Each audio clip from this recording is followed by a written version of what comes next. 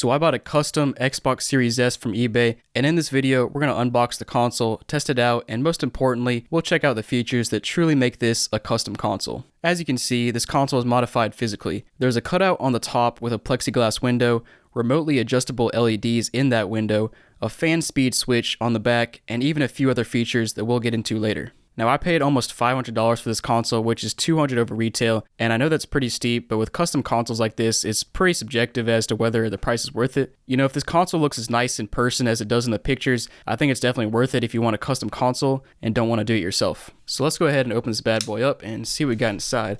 I'm actually not sure if it comes with the original box. It does. Cool. So I was hoping so.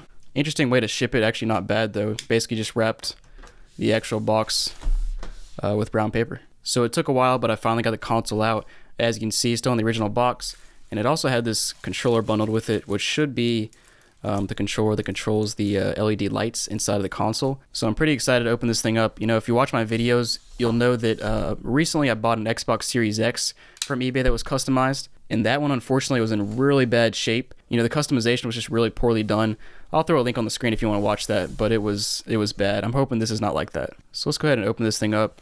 I'm a really big fan of how Xbox does their unboxings. They're always nice and aesthetic. So here we go. We got our product and regulatory guide. Don't care. Here's the Xbox Series S. We'll set that out to the side for a second. We got our standard stuff. And then down here we should have our power cable, our HDMI cable. We actually still have some brand new batteries, which is cool. And also this, the controller is supposedly customized, and we're about to find out how it looks. So here's the controller, and it doesn't look customized, but I think he just said this LED is blue. You know, in the back it looks the same. It's in really good condition. I mean, it feels like it's barely been used. And then if we go here on the back, we can put some batteries in. It's actually got his own little warranty sticker from the guy's shop name. That's kind of cool. Batteries are in place. Let's go ahead and see. Oh yeah, that's pretty nice. I don't know if it's actually a blue LED or if there's just a film that makes it blue, but that's pretty cool. So before we get into it, I want to tell you a little bit more about my channel. First of all, if you enjoy my videos and want to see more, make sure to subscribe down below. It only takes 2 seconds to do it, and it really helps out my channel. Secondly, if you hit the join button down below, you'll be able to support my channel through channel memberships. This is 100% optional, but it really helps out my channel, and you'll get a few perks out of it as well. Right now I have 4 membership levels, with the cheapest starting at the Warrior level for 99 cents. With this level, you'll get a shout out in the description of each future video, and I'll also friend request you on Xbox Live and PlayStation Network. With the Master level, which is $1.99, you'll get the same perks plus early access to new videos. I also have 2 more levels with additional perks that'll let you explore on your own. And last but not least, I also have my website called jrupgaming.com, and on this website, I sell consoles, games, accessories, and merch. I'm continuing to expand my merch, but right now I have t-shirts, sweatshirts, stickers, hats, and personally my favorite is the Champion backpack.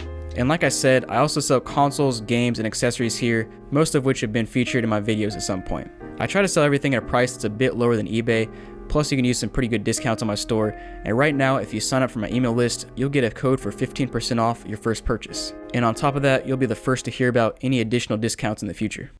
Now onto the console. Clearly this thing is wrapped up really well. I need to unwrap it first and then we'll take a look at it. So I left the last layer on so we can do the big reveal together, and here we go. It's looking nice so far. Man, there's a lot of layers of bubble wrap here. So here it is. Oh, that's actually pretty nice. I did not realize from the pictures, I thought it was black, but that's not black. It's kind of like it actually changes colors based on the way you look at it. It's kind of got like a, I don't know, purple and bluish kind of color. Oh, but oh no, the bubble wrap made an imprint on it. Oh, that's tragic. Oh man, that actually really sucks. This thing looked really cool, but there, as you can see, there's a bubble wrap imprint all over this thing. You can't see it on that side because there's not really anywhere to see it, but luckily the front you only see it over here. Oh, that's actually tragic.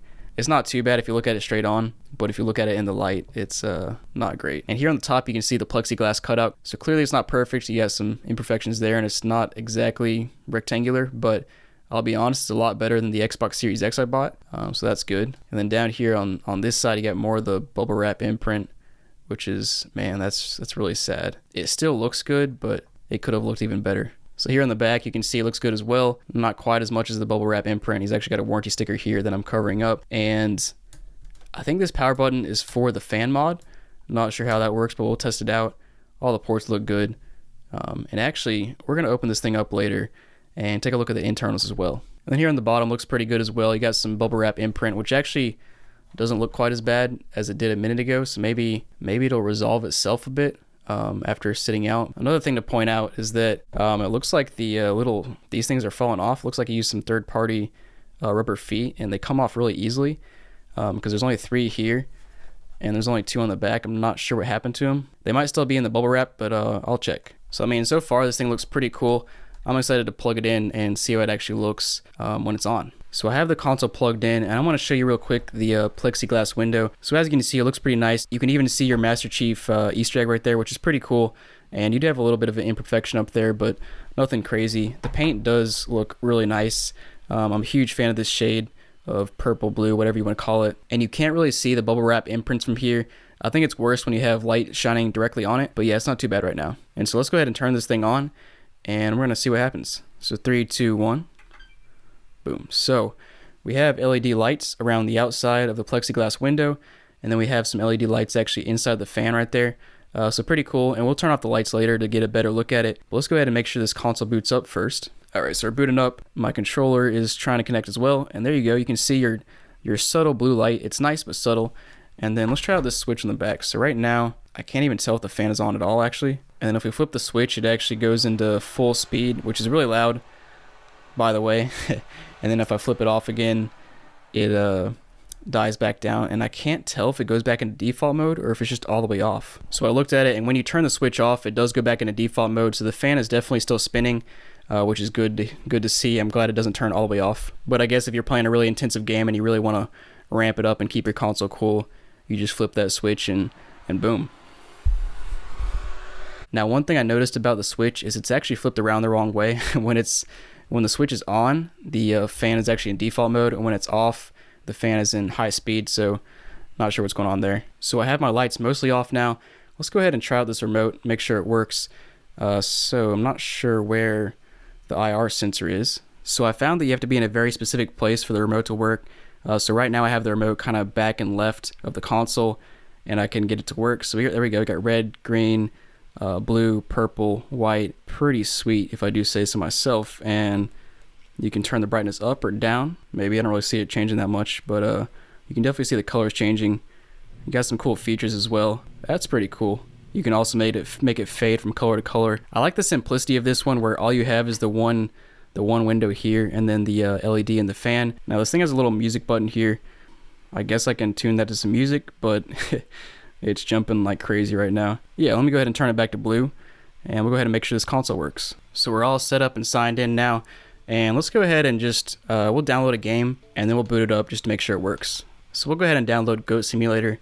Only 3 gigs, and should be pretty simple to get downloaded. So we have it downloaded. Let's go ahead and boot it up and make sure it works. So the game booted up and worked just fine. I couldn't show any of it because my Elgato was messing up, but it did boot up and work. So the last thing I want to do is take this console apart and kind of take a look at it. Honestly, I might undo the fan mod because I'm not quite sure what it's doing. Like I said, when you flip the switch on, it goes into full speed, but when it's flipped off, the fan is not all the way off. It's still spinning some, but I don't think it's adjusting based on the temperature of the console, which is concerning. So let's go ahead and take this thing apart with my handy dandy iFixit kit, and we're going to see what's up with this console inside. I'm most interested in seeing what this fan switch is doing. Honestly, it's not really cut out the best there, but yeah, I'm interested to see what that's doing. So I had to take off this warranty sticker that he put on here, and all it did was leave this junk here. But let's go ahead and take it apart. So I got the first layer off, and as you can see, he used spray paint. There's some overspray on the inside, which is fine. And then I think there's some screws missing. We got 1, 2, 3, 4 screws missing. But that makes sense because those screws would end up just showing up under the plexiglass. So let's go ahead and take out the rest. So I got the next layer off, and I can't take it all the way off because there is a cable going right there. But he did actually route everything pretty nice. You can see your wires running through there. Got some hot glue to run them down into the fan. And then down here is your switch. And then of course on the top section, you've got your LEDs kind of routed along the outside. And it comes out to a pretty nice looking console when you look at it from the outside. And then right here is your IR sensor, which is why I had to have this remote at this angle, kind of shooting through the plexiglass to hit it. So that makes sense now. And so now I'm trying to figure out what the fan is doing. So I've kind of routed out the cables a little bit. So obviously you have your switch over here, and then there's actually some wires being spliced right here. And there's a little connector down there, and right next to it, it says fan. I'm not sure what the pinout is on that connector down there, so I'm not exactly sure what all these wires are spliced to and what they're doing, but it is connected up to a spot that says fan, and then it's spliced into the power switch over here, and then your fan right here, which is interesting.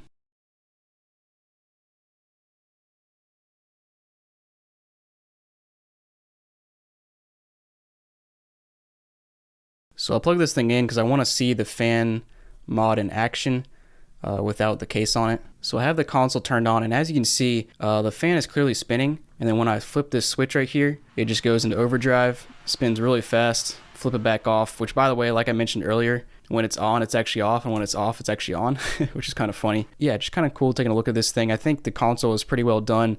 I honestly don't think the fan mod was necessary. And like I mentioned earlier, if you want to switch the fan on and leave it in overdrive the entire time you're playing, there's not really an issue with that.